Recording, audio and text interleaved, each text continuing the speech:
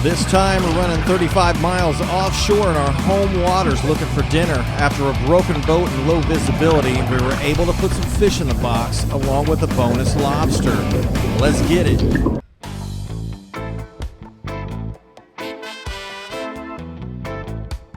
"6 a.m. everyone's excited. Piling in the boat, get all the gear ready to have a good day and put some fish in the box. 17 miles offshore. And the boat breaks. Needless to say that our day got derailed somewhat. We have a few spots here and there, but nothing like what we were planning, so everybody's morale kind of deflated a little bit. All we could do was dive some shallow spots on the way back in, try to make the most of it.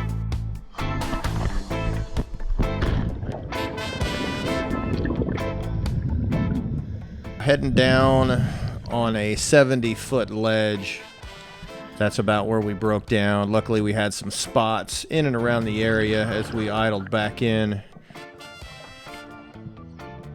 Visibility's not that great. It's probably around 15-20 feet max. Nice little hogfish on the left. If you got to look twice before you shoot, then it's probably too small, so let that guy go.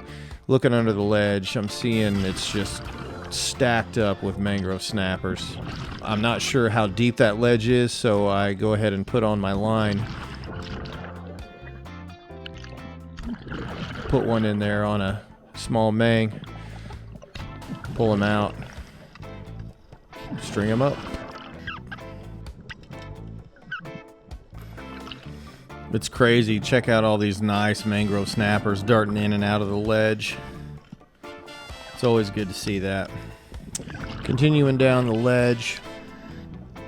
Visibility not that great, but I can see some good mangs, and actually a sheep's head decides to back out and show me his broadside, so I put one in him. Nice stone shot.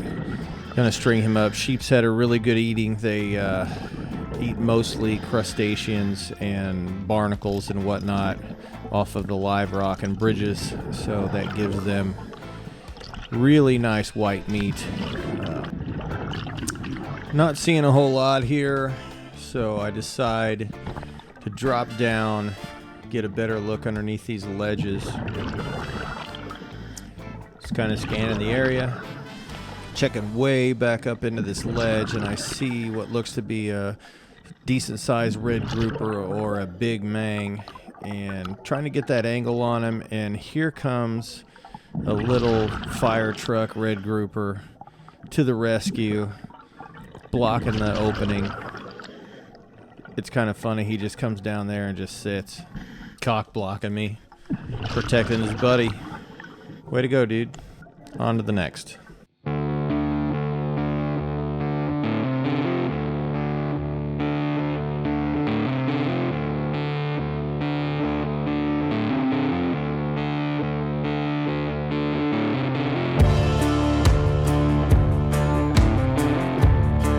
So after a couple hours of idling, we were able to make it back to shore, did a little bit of diving, did okay. Visibility wasn't that great, so it was kind of the theme of the day. A couple days later, back out we go. We ain't giving up yet.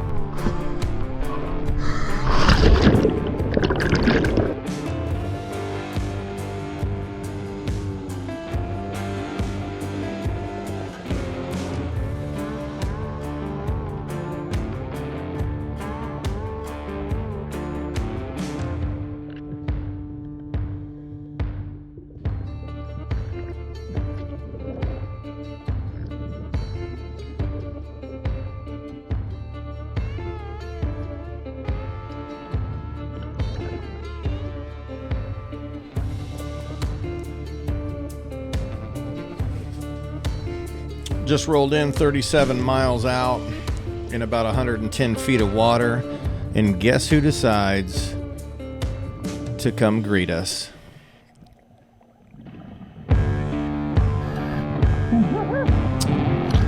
Mr. Sandbar Shark.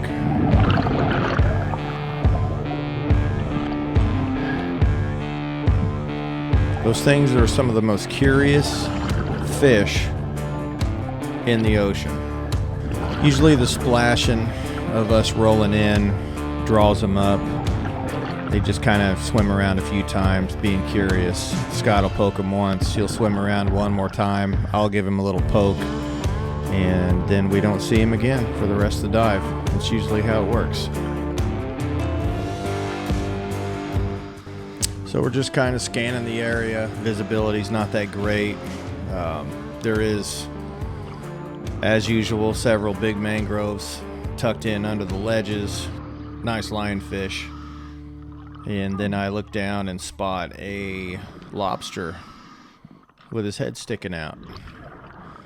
Kind of hard to see. Them GoPros really don't do it any justice. They make things way farther away than what they look, but look at the size of this lionfish that I get out of the way.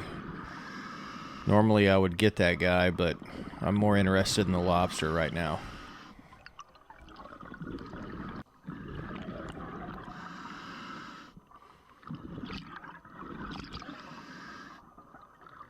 Trying to be careful.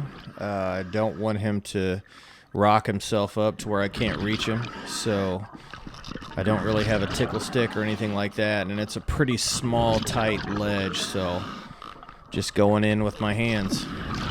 Lobsters can be a bit tricky to get out of ledges. Their legs break, their antennas break. You got to get up around their knuckles and their carapace to get them out of those ledges without things breaking off and them being able to get away. So I feel pretty fortunate I was able to get this guy.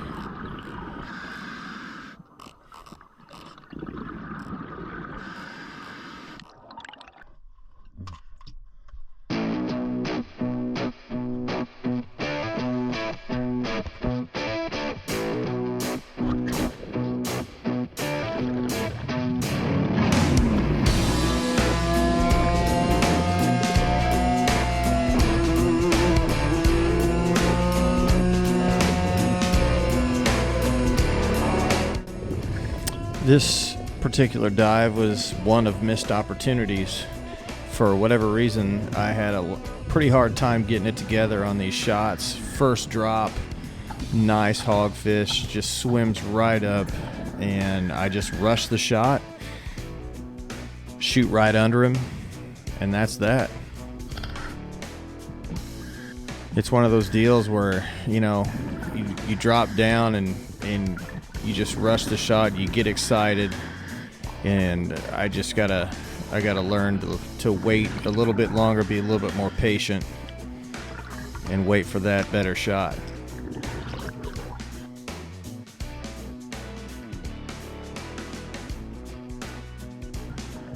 And just like the rest of the ledges out there, big mangrove snappers. You can just see them. They're just crawling all over these ledges, in and out, darting.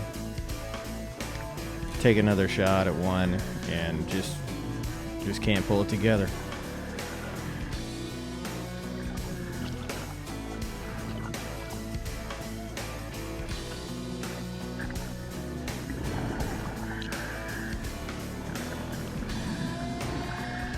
So after I got reloaded, regained a little bit of composure, took a breath, chilled for a second, saw a nice mang just sitting right on top of a hole, and was able to bust him, brought him back in, and getting back on track here.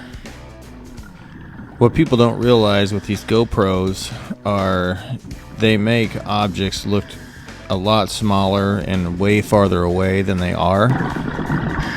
These mangrove snappers are averaging 22 to 24 inches long. So if you put that on a ruler, you can kind of get an idea of how big these mangs are. Coming up on a rather large ledge, there's definitely a few Goliath grouper in here, and if you look where my flashlight's shining right now, there's a tail of a nurse shark just laying in there, and it's a fairly big one. I want to say it's probably somewhere around 8 to 9 feet long.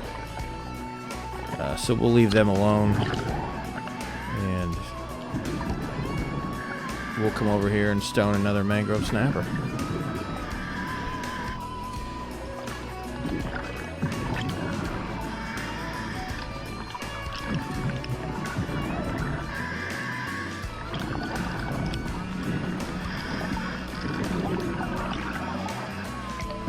A lot of times when you get into these bigger ledges, they will have holes on top of them, almost like act as back doors to these ledges, and you need to really check those because most all grouper like those holes down in there, as well as big snapper will stack up in them.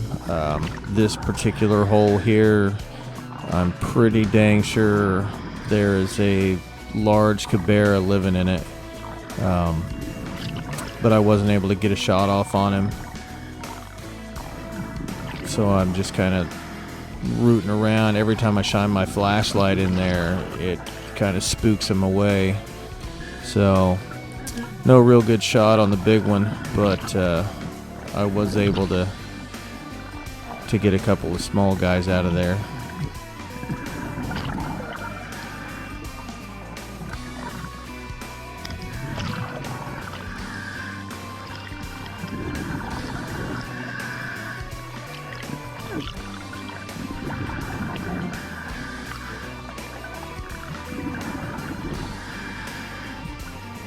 After pulling one or two fish out of a hole, you might as well move on because it's going to be dusted up. So I moved on down to the next hole.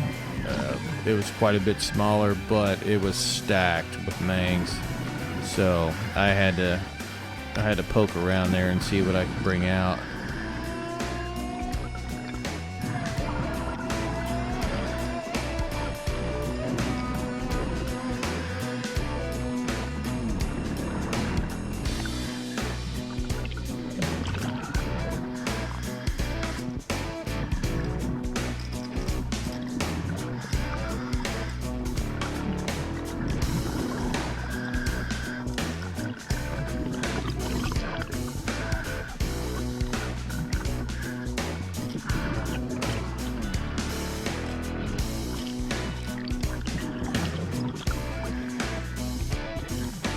Hurts so good. Oh, dude. Look at how fat it's gotten Come already. on, baby, make it hurt so good. Definitely doesn't feel like it should. Steve comes up wailing in pain, thumbs all swollen up. Somehow he managed to put a shaft in a lionfish, and then the lionfish managed to put 2 barbs in Steve's hand. Sometimes lionfish stings don't feel like they should. Especially when you get stung every time you dive. It's only my 4th or 5th time. I feel like maybe he likes it. Here we go.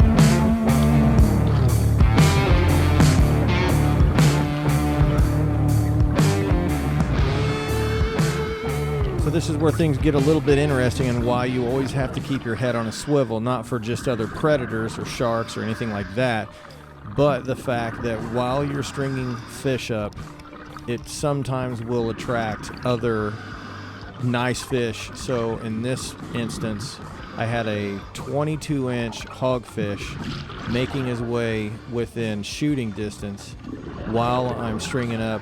He comes swimming up. I have time just to get the one band on when I see him. I look up, his flashlight's still on, and he's got the spotlight on him. I was able to sling one right at him, hit him right in the spine, disabling him. And if you look close, my shaft never even really penetrated him to where the flopper went through, so I was really fortunate to get that guy.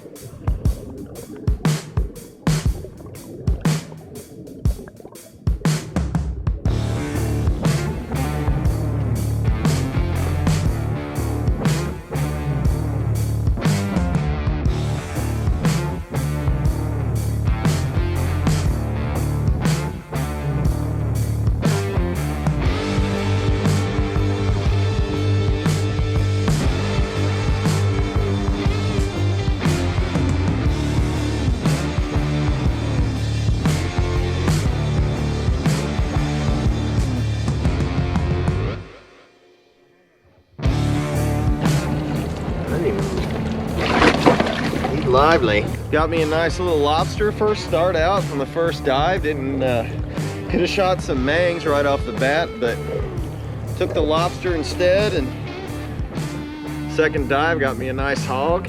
Gonna make a good sandwich.